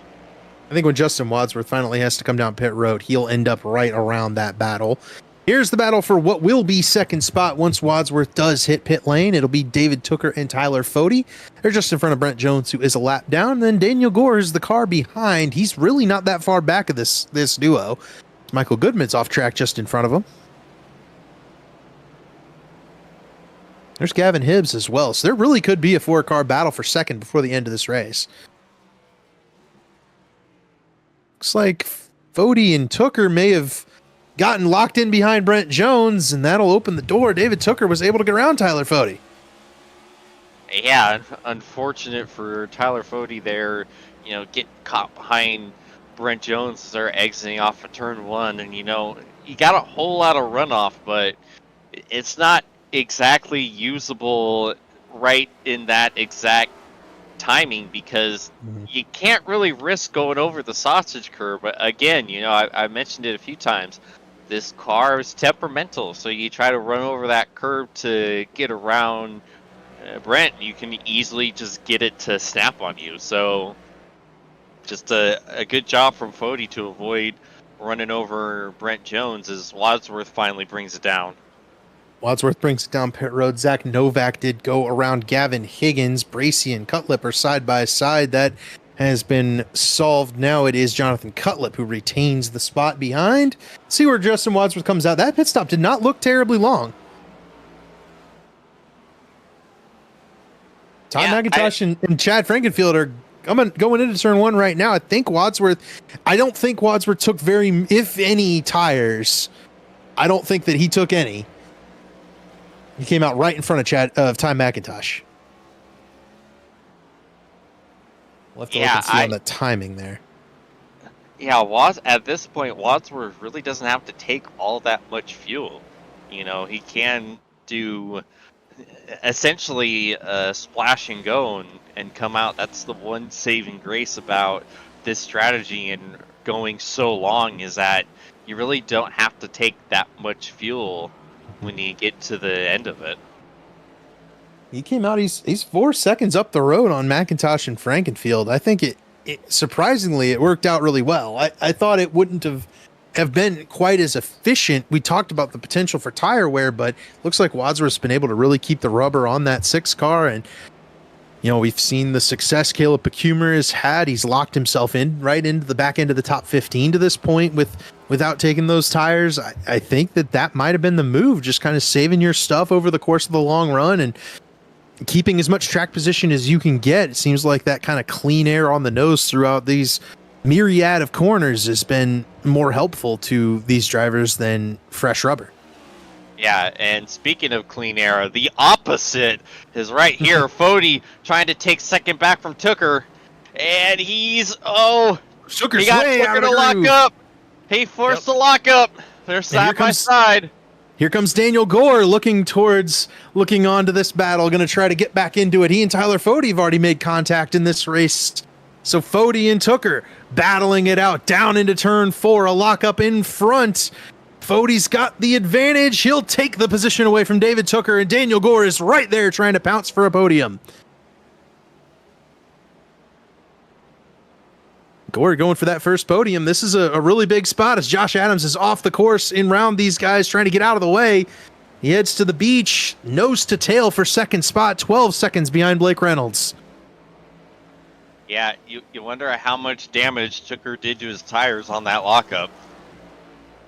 Looks like he's all right for now, but Gore has caught these guys from way back, so I wonder if that 69 car has a little bit of pace and can go out here and try and grab one of these 2 spots and get onto the podium. You and I have raced a lot with Daniel Gore in other series. We know not only is he a hungry driver, but he is really, really strong when it comes down to late in the race. Daniel Gore just seems to get better and better as the race wears on. As he gets comfortable in the car, that car always seems to come to life late in the run. And Daniel Gore is certainly proving that right now as he closes in on a couple of Elite's long-standing vets in Tyler Fody and David Tooker.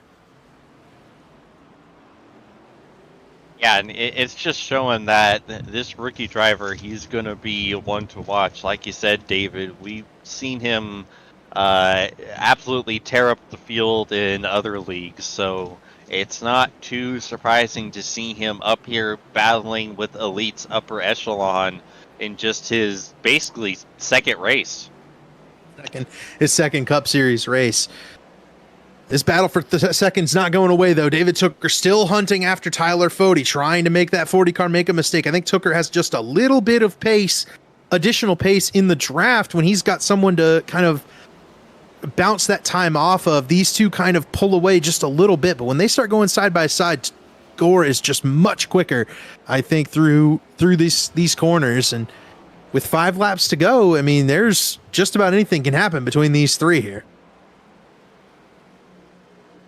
Yeah, and Daniel seems to be just a little bit better under braking than these two. You see him close up a lot, and that's the one thing you need, is to be able to outbrake because it's hard to outbrake someone. With these brakes, it shortens up the braking zone, so you've the amount of time that you have to be able to outbrake someone. It's not that big, as Matthew Weeks goes off in turn 4. Had a tough day for Matthew Weeks. Get a quick replay here. This is Elite Norgard and Ryan Schuld. Oh, Norgard hit the curbs. No.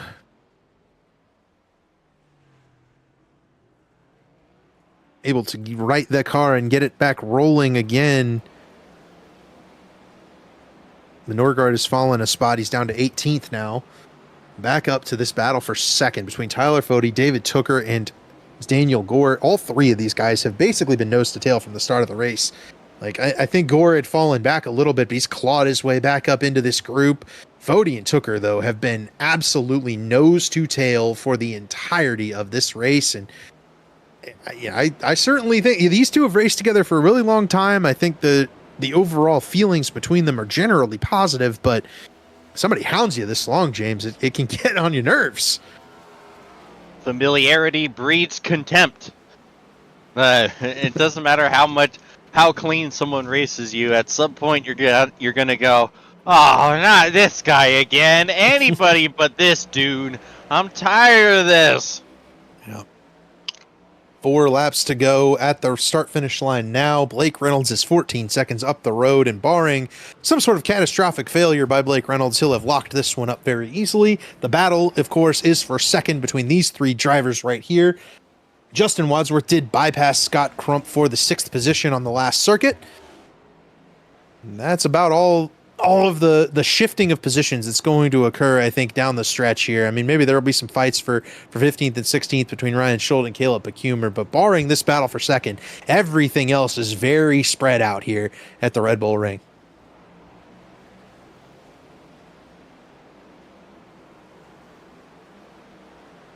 Yeah, you're not going to see many other battles besides this one, but don't want to look away from this one anyways. On board with David Tooker, trying to watch him follow Tyler Fode through. They are really close. Tooker all the way to the back bumper of Tyler Fode. Unable to make any sort of move with that gain in the center of the corner. He definitely rotated through the corner much better than Tyler Fode did. Wasn't able to do anything with it. Fode's car's in the middle of the driving line, and Tooker didn't want to run through him. He'll have to find another way around. Down another one of these long straightaways. This is heading towards that front straightaway, this kind of double right-hand corner. No real gains being made by Tooker here. He's going to need to get a better corner exit than Tyler Fode. He does not. They basically stay even down the front straightaway and towards turn 1.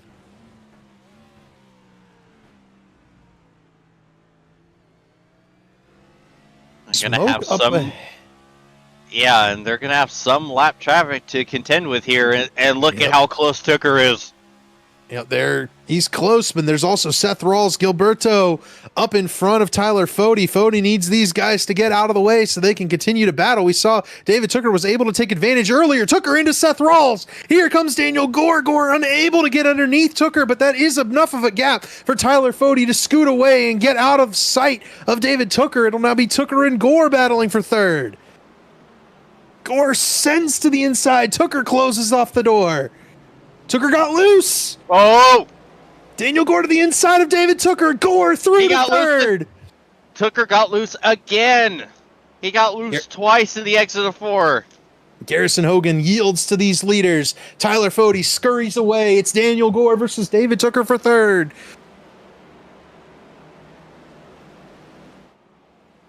Great job by Daniel Gore taking advantage of the mistake by Tooker in that lap traffic.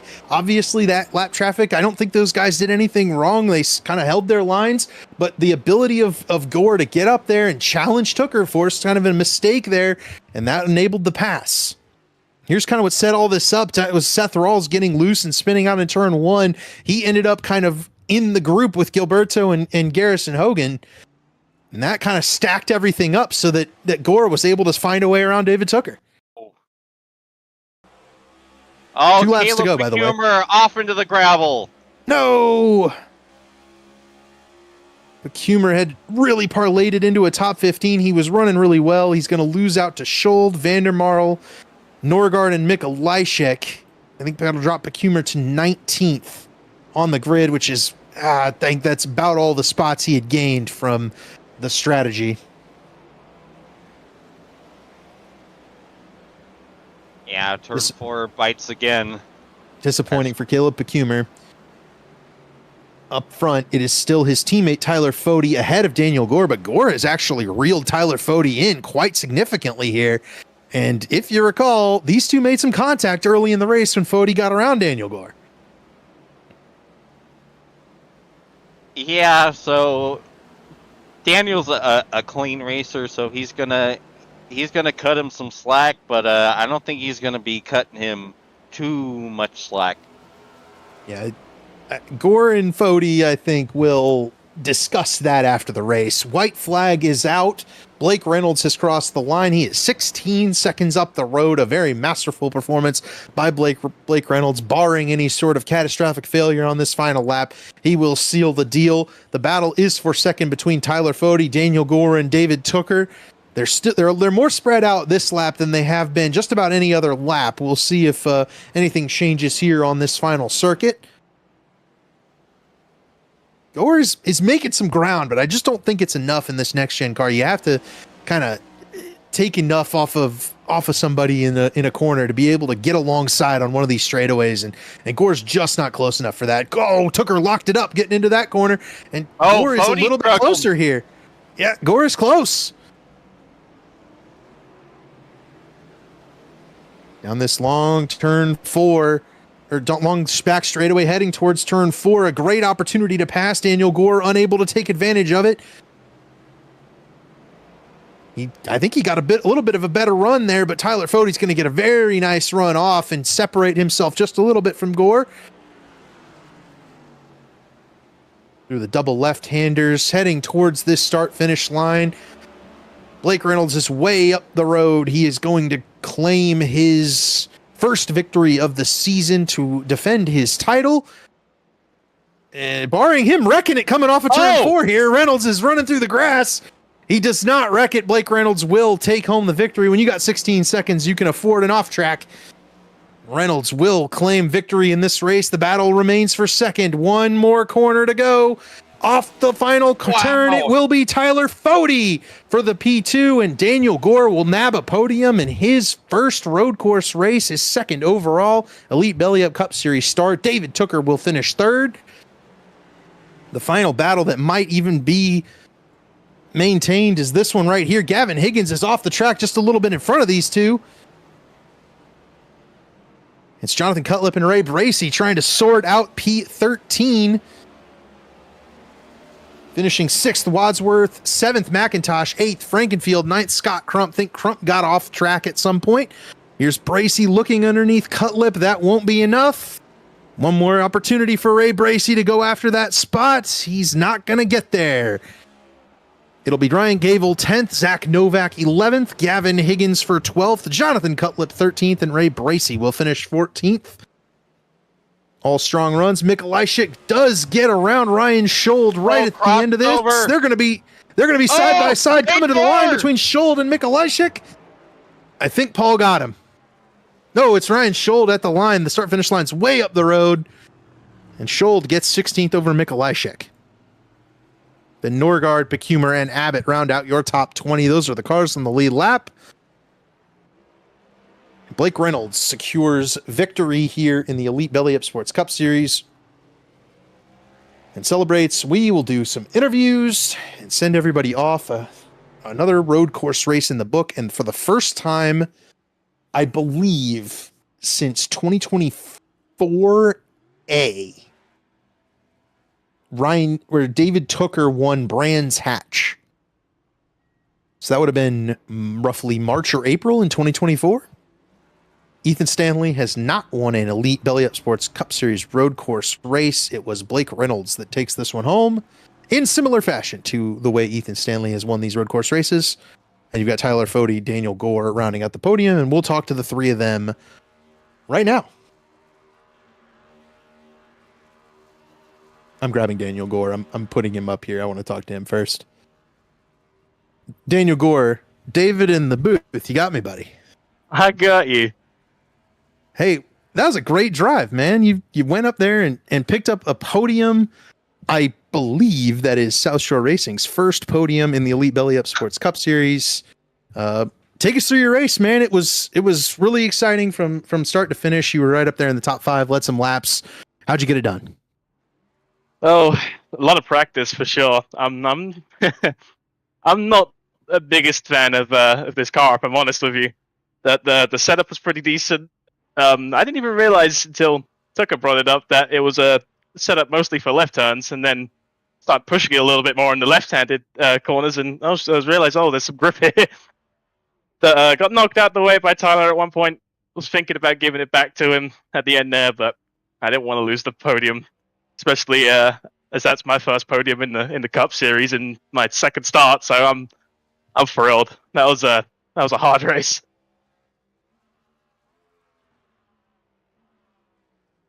And after missing the the Daytona 500 and the internet issues and all those kind of woes that befell you last week at Texas, how does this kind of stack up to the rest of the season, where you're kind of fighting for a rookie title with a literal pro driver and definitely fighting to make the playoffs in a series that is the talent level is through the roof? How does a run like this kind of set you up for success going forward? Definitely a boost, that's for sure. With Texas, felt like I could have got a top 10 out of that, but had some misfortune. Came home with an okay finish. I could just keep cranking out top 10s, top 15s, stay consistent. A run like this now, early, is something that I really needed. It'll help me set up good for the next few races, I think. Just maybe relax just a little bit more and just take it one car at a time, really. As we reach this point, the qualifying for the races gets a little bit less intense if you guys kind of drop out and don't always show up at the same level. But I'm not exactly sure where next week is, but thinking about your status as an open driver, they'll start shifting charters over to the guys who've made all the races. If and when you get a charter and are able to kind of run this series more stable at a more stable pace, how's that going to affect your driving style when you don't have to worry about qualifying for the event? Definitely going to take a load off my shoulders if I can secure a charter at some point.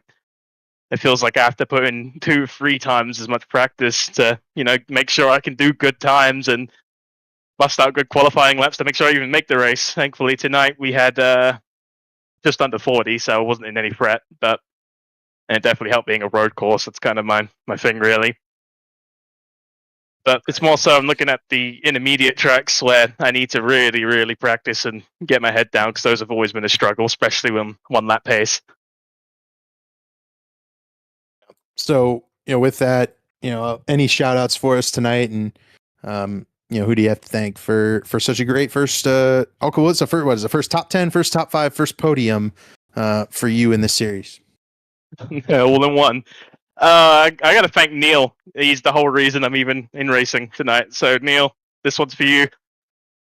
And obviously you're team owner, so I got you to thank, and I guess just some of my friends I know will be watching, Jordan, Noah, and Bojo, for making us look good.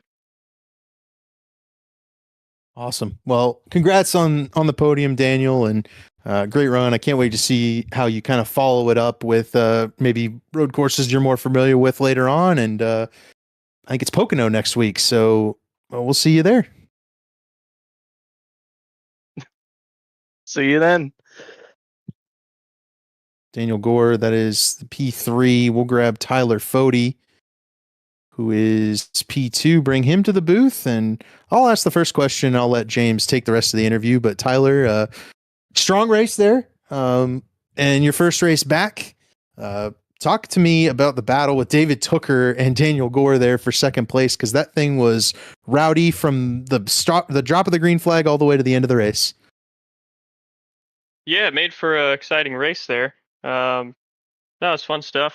I do got to first apologize to Daniel. I think it was like lap 2 or 3. Yeah, just watching the braking boards around here for the breaking points, obviously, and I just moved to the inside to make the move on Daniel, and we were going right by the boards as I was moving right, and his car kind of blocked the board, and before I knew it, I was about a car length too late and totally overshot the corner and hit him. But I was really happy to see that he was able to keep going, and I don't think he was damaged from it, and wound up getting back there in the battle. So obviously hate to do that to him, but totally my fault. But as far as the battle, yeah, it was fun, back and forth. Just kind of pacing there with Tooker, and got held up a couple times with some lap traffic, and he got by. And then yeah, we had a pit stop, pretty good pit stop, and was able to maintain the gap there. And yeah, just kind of kept our composure there and got what we needed to get. Yeah, so I just got one remaining question. Welcome back. It's your first race back from suspension. What's it like being back in the Cup Series after getting that done and over with? Yeah, it's good. It's kind of a cool track to come back to. Never raced this track that I can remember, at least with a stock car. So that was cool. Happy to be a part of exciting battle all race long. So it was kind of a snoozer up front, but yeah, been running the other series, so it's all good. James All right. briefly mentioned it, but Fody, when you've got your the suspension, the missing some races stuff, a P2 in your return and some stage points, is your focus, moving forward to try and lock yourself into that playoff with some kind of point your way in, because it's looking like wins are going to be a little bit hard to come by? Yeah, I think we'll be fine with the pointing in, and at that point, just trying to see who's going to be kind of the lucky fourth guy to run with the three pros, pretty much. Yeah, I think it'll be cool. Maybe get lucky one of these races, but yeah, as far as tonight, we'll call it first of the 9 to 5ers. Be happy that we got it. Gotcha. Any shout outs or thank yous you have before we send you off tonight? Yeah, just the Lake Norman guys there. Fun running with all of them. We had Gavel and Caleb and Scott. My dad, against his will, made it, I think, a corner or two. So it was cool to have him out here for that time. But yeah, solid runs from everyone. Pretty straightforward. Always fun running with those guys. And shout out to John Cutlip with JD Designs there for painting all of our paint schemes. And shout out to you guys here for doing what you do in the booth. Appreciate it, Tyler, and congratulations on P2. First time we've seen you this year, and we'll catch you next week at Pocono. Appreciate it. And let's grab race winner Blake Reynolds. And Blake, it coming to the line, it was pretty interesting, but for other than that, man, it was a bit of a snoozer for you. You really took it to him tonight. Yeah, but I'm still hustling. You got to build your gap. Those last 5 laps, I don't know if y'all heard about the tire we were having, but I was down to about 60% there on the fronts when I crossed the line, and there was no grip, and there's gravel everywhere, just a bunch of junk on the track. So, yeah, I turn 1 on when I took the white. I lapped Weeks, and then I was like, okay, do my braking zone. I did my braking zone. I released the brake. I turned in to hit the inside curve of turn 1. It did not turn. So the left front was smoked there. I'm like, okay, that's awesome. So I kind of backed it down sector 2. And then I was not even trying to do a burnout to exit the last corner. Normally I think I would, cheekily, but I wasn't even trying. And they just kind of hooked the curve weird because my tires were, all sorts of temperatures. So yeah, I not on purpose at all. Almost completely smoked it and let Stanley win it, probably, even though he was last. Yeah, just lucky some stuff happened there. I don't think I was the fastest. I think Zach probably had it, and if Stanley's internet survived, maybe he would have had it too. But luckily, it just kind of fell into place there for me to take the win if I executed.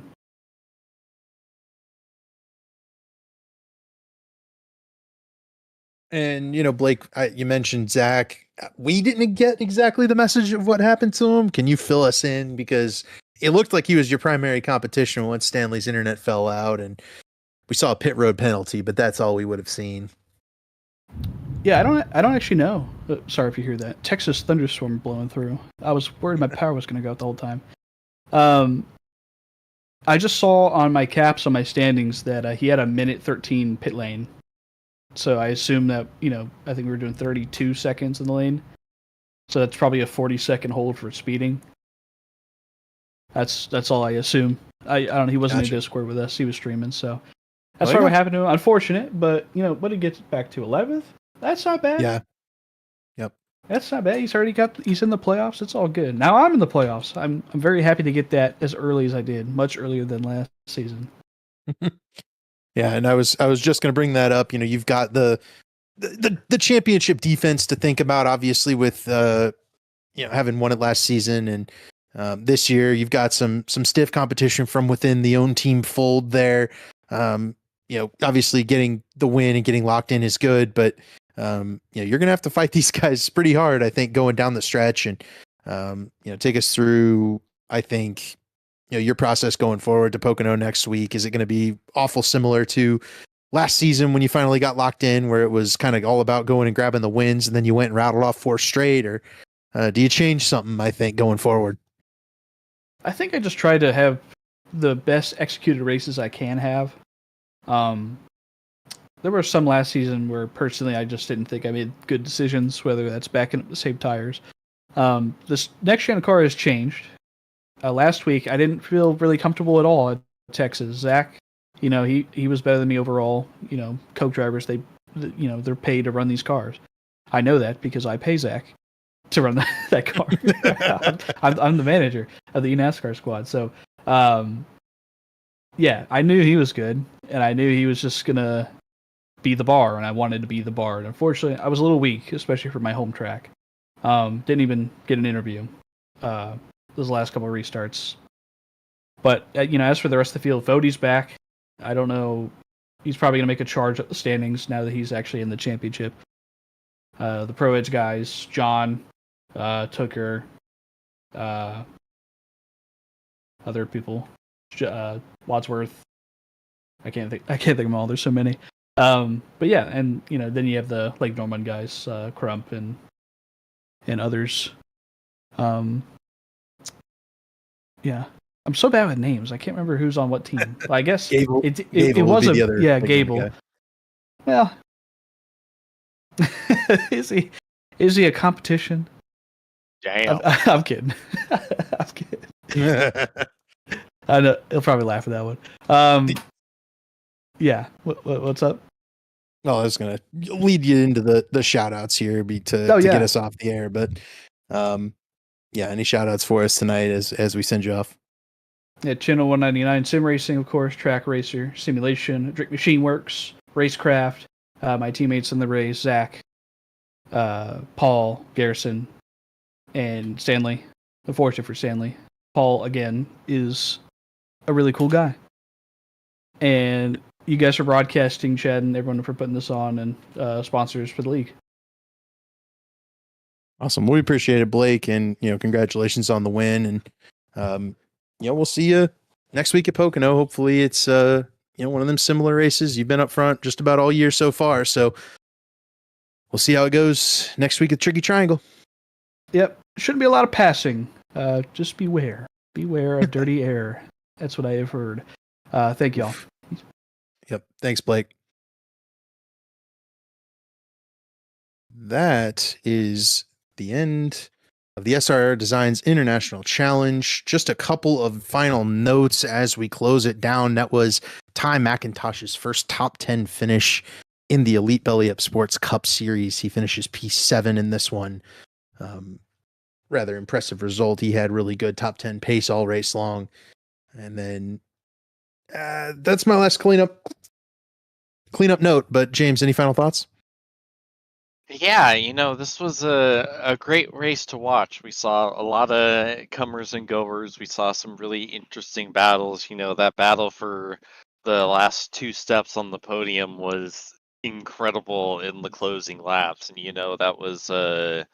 that was just one of the many battles and many kind of trains of cars that we saw tonight, and it was just a lot of fun watching everyone try to make it through this track that is very much not built for these cars, and still put on a pretty decent show doing it, all things considered.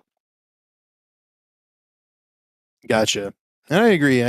For road course's sake, that was a good race, and I enjoyed watching those guys perform, and ended up being a good show. So for everyone here at Elite Racing Network, David Huckleberry, the producer, James Watson and David Westergreen in the booth, and then Dominic Wright and Sam Boutwell, Race Control. We will catch you guys next week at Pocono. Everybody have a good night. Tune in the same time.